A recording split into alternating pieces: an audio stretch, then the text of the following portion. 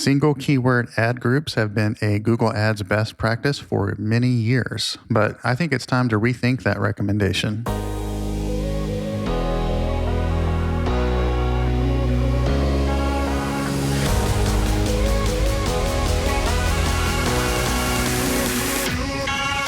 This is Marketing in 10 with your host, Jim Lastinger. Real-world marketing strategies and tactics, all in 10 minutes or less.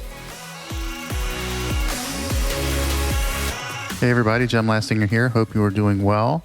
We are coming off of spring break, so getting back into the swing of things down here in Georgia. So if you've listened to this show for any amount of time or read any Google Ads blogs, watch YouTube videos about PPC or anything like that, then you've definitely heard about how single keyword ad groups, which are commonly called SKAGs, are the best way to organize an account. Well, Google Ads has changed quite a lot over the years.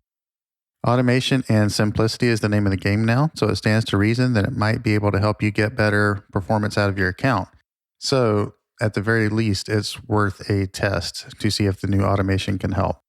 I can see a future where Google Ads is successful by running simpler campaigns using broad match or phrase match keywords and responsive search ads. And I can see how that can actually outperform SKAGs over time as things improve. The idea would be to have fewer ad groups, and those ad groups would be based around products or services kind of at a broader level. And those ad groups would then use broad match keywords or maybe even phrase match. And the ad groups would use responsive search ads. So together, that leaves a lot more room for Google's AI to interpret your ads and who might want to click on them. So think about that, and it just kind of makes sense for where the future is going, where we're going with Google Ads. More automation, making it available to more people, and making it simpler to use. I've started performing some experiments with campaign structure just like this in a couple of high-performing accounts, and the results so far have been pretty positive. Conversions and cost per conversion are at least as good as the more granular kind of old school SKAG campaigns.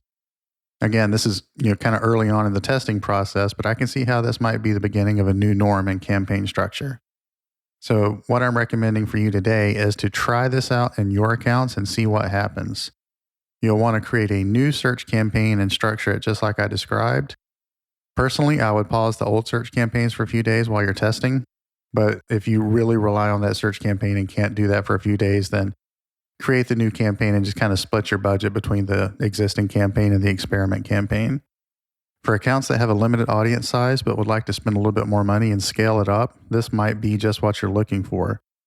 The automation is going to show your ads to more people than what you would normally get with your more granular targeting. So let me know how your experiments go. I'd love to see your results. You can DM me on Instagram at JimLast, JIMLAST, or at Marketing in 10. I'll have show notes and a transcript available at jimlastinger.com/52. And if you have 2 minutes to rate and review the podcast, I would greatly appreciate that. That helps me grow the show and help more people just like you.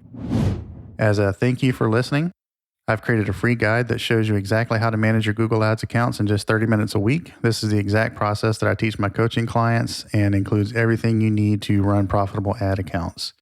This is at jimlastinger.com/guide. It's a completely free download. Go do that now. So that's jimlastinger.com/guide. And I'll also have a link to this in the show notes. And that's it for this week's episode. I'll be back next week with another episode of Marketing in 10. Until then, take care. Have a great day. See you soon.